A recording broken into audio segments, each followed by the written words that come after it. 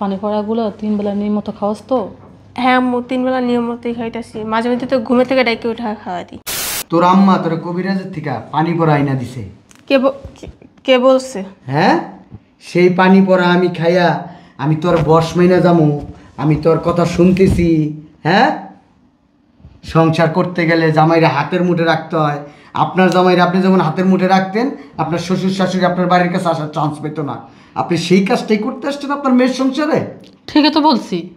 আপনি আম্মা খালি আমার শাশুড়ি দেখা মুরব্বী মানুষ, নাইলে আপনার থাপ্পড় দিয়ে আপনার এই গালের দাঁত ওই গালে নিয়ে যেতাম। এই আজটা কথা বলবো কেন? আমার মেয়ে যা করছে একদম ঠিক কাজ করছে। থাপ্পড়টা দিতে বাধ্য করলেন, থাপ্পড় দেওয়ার জন্য মাপ চাইতেছি। থাপ্পড় দিয়ে আর বুদান করা লাগবো না।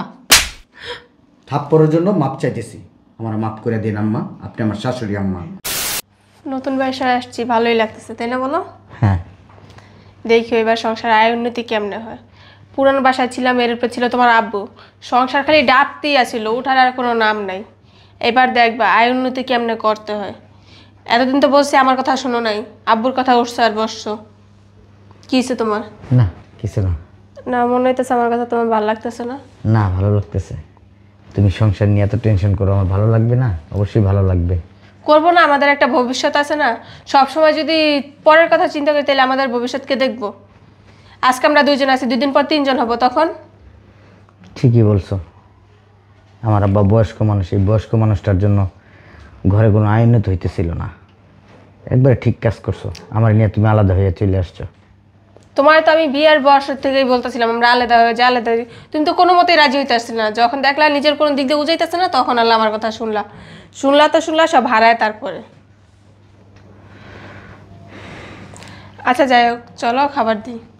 আচ্ছা তুমি যাও, আমি আসতেছি। ও ভালো কথা, তাহলে আম্মুর আসতে বলি। তুমি যেটা ভালো মনে করো সেটাই করো। আচ্ছা ঠিক আছে, তাড়াতাড়ি আসো। আচ্ছা দেখি তুমি আরো কত নিচে নামতে পারো।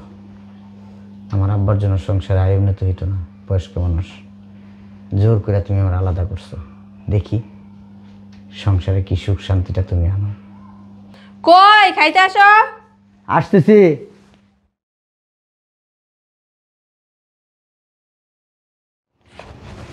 আম্মুর একটা ফোন দিই।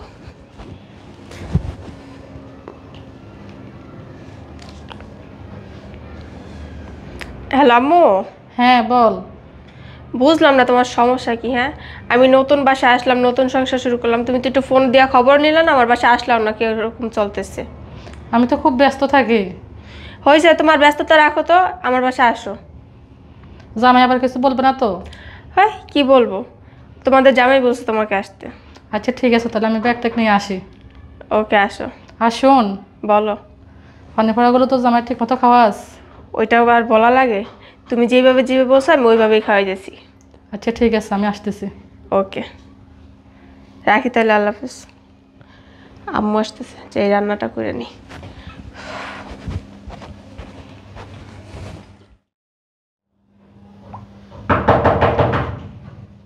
আম্মু বোধহয় চলে আসছে।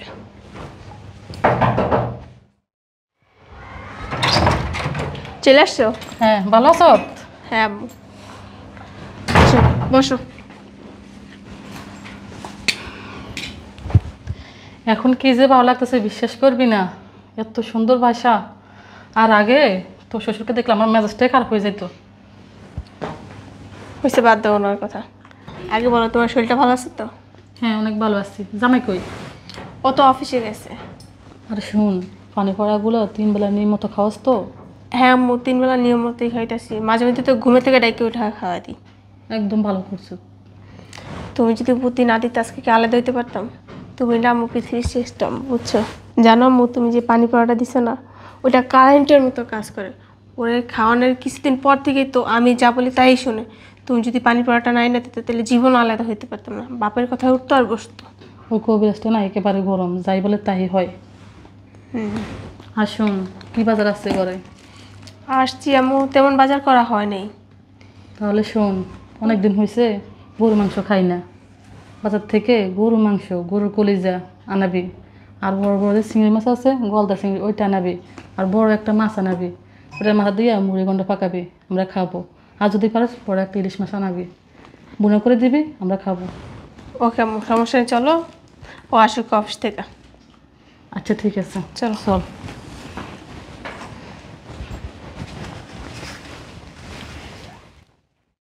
আকি, হ্যাঁ আকি। এই তো, ও তুই অফিসে যাওয়ার জন্য রেডি হয়ে গেছো? হ্যাঁ, আমার ব্লেজারটা আনো আর অফিসের ব্যাগটা আনো, যাও, দেরি হয়ে গেছে। দিতেছি, দেরি হয়ে গেছে মানে? তোমার তো বাজারে যেতে হইব। বাজারে যাইতে হইব মানে? বুঝলাম না কিছু। কালকে রাত্রে যে আম্মু আসে তোমার তো বলতে ভুলেই গেছি।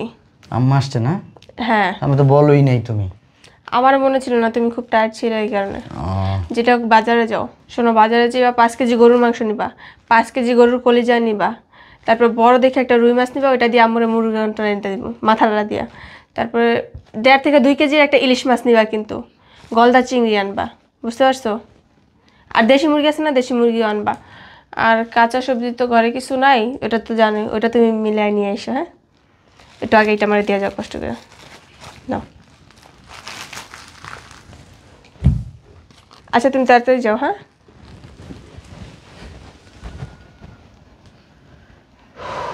নতুন সংসারে আসলাম, আব্বা একলা বাড়িতে, কি করতেছে না করতেছে বুঝতেছি না, কি খাইতেছে না খাইতেছে।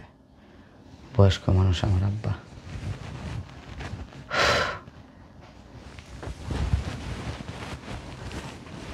কয় টাকা আছে পকেটে, এত কিছু বললো আনার জন্য?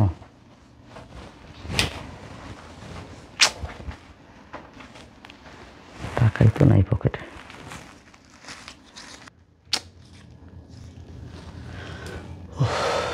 দেখি বাজারের দিকে যাই, এক ব্যবস্থা হইবই না।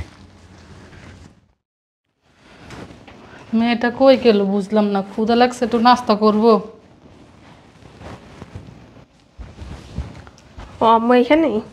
কি রে, শোন, জামাই কই? অফিসে যাওয়ার জন্য রেডি ছিল তো, বাজারে পাঠিয়েছি। ও আচ্ছা। আর শোন, তোর কিছু কথা বলি। বলো।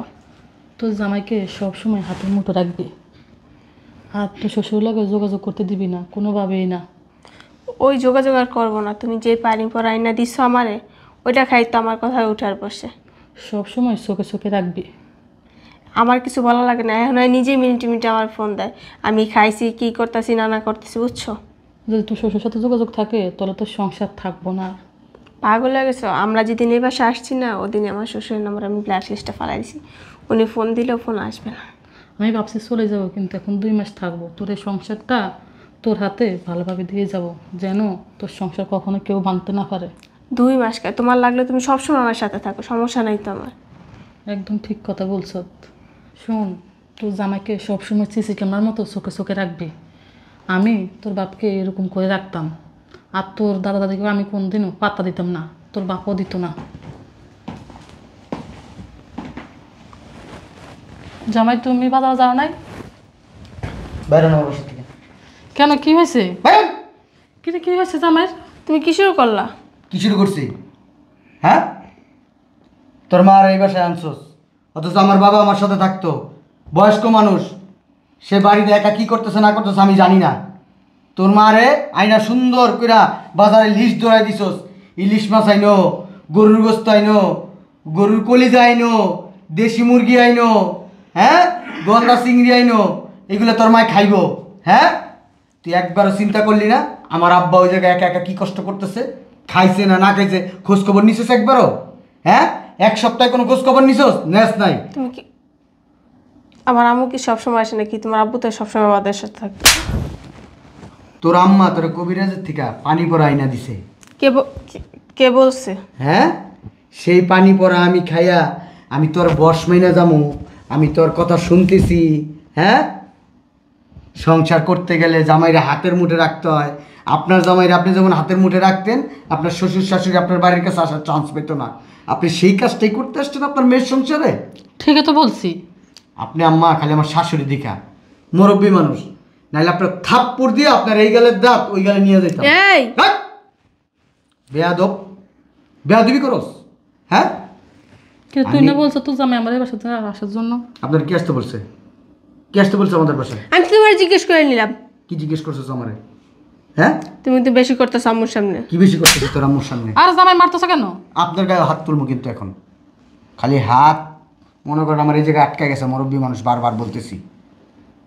আপনি বুদ্ধি দিছেন আমার সংসার ভাঙার জন্য, আমার আব্বার কাছ থেকে আমার আলাদা করার জন্য আপনার মেয়েরে বুদ্ধি দিছেন, আর আপনার মেয়ে সেই বুদ্ধি কাজে লাগাইছে। আর আমিও দেখছি আপনার মেয়ের কতটা পাখা গজাইছে, কত দূর উঠতে পারে আপনার মেয়ে। আমি শুধু এই জিনিসটা দেখছি। আমি আপনার মেয়েকে আমার বাসায় রাখবো না। এই বাড়িতে আমার বাবা থাকবে, কিন্তু আপনার মেয়ে থাকবে না। এটা কি বলো? তোমার মাথা কি নষ্ট হয়ে গেছে? হ্যাঁ, আমার মাথা না অনেক আগে নষ্ট হয়েছে। যেদিন তুই আমার আব্বারে খুব অপমান করছিলি, হ্যাঁ, ধাক্কা নিচে ফালাই দিছিলি, সেই দিন থেকে আমি পাগল হয়েছি। আমি কিচ্ছু বলি নাই, আমি শুধু তোর কথায় হ্যাঁ না ঠিক আছে বুঝতে পারছি এগুলো বইলা গেছি। কী জন্য বইলা গেছি জানোস? দেখছি তুই কত দূর বাড়তে পারস। এখন দেখি বাড়তে বাড়তে তোর এই শয়তানির মাথা এত বড় হয়েছে, এখন সময় আসছে ছাঁটাই করে দেওয়ার। এই জন্য এই সময় এই মুহূর্তে তোর মার সামনে তোর মারটাও ছাঁটাই করব, তোরটাও ছাঁটাই করব। বেরো। আমার মেয়ে বের হবে না। এটা কি আপনার সংসার? আমার সংসার না তো কিছু, আমার মেয়ের সংসার। হ্যাঁ, আমার সংসার, আমার মার সংসার। আস্তে কথা বলো। আজ তো কথা বলবো কেন? আমার মেয়ে যা করছে একদম ঠিক কাজ করছে। থাপ্পড়টা দিতে বাধ্য করলেন, থাপ্পড় দেওয়ার জন্য মাপ চাইতেছি। থাপ্পড় দিয়ে আর গুদান করা লাগবো না। থাপ্পড়ের জন্য মাপ চাইতেছি, আমার মাপ করে দিন আম্মা, আপনি আমার শাশুড়ি আম্মা। নাইলে আরও জোরে আরও 3-4টা থাপ্পড় দিতাম, অনেক আগেই দিতাম। বললাম না এই গেলার দাঁত ওই গেলে নিয়ে যেতাম। সবাই জানে আমি ভদ্র, নম্র, নিচের দিকে তাকায় হাঁটি। কিন্তু যখন আমার বাবার উপরে কেউ অত্যাচার করে, এই জিনিসটা আমি মাইনা নিতে পারি না। কারণ এই বাবা আমারে ছোটোবেলা থেকে হাতে ধরা পড়ালেখা শিখাইছে, হাতে ধরা হাঁটা শিখাইছে, হাতে ধরা ভালো মন্দ সব কিছু শিখাইছে।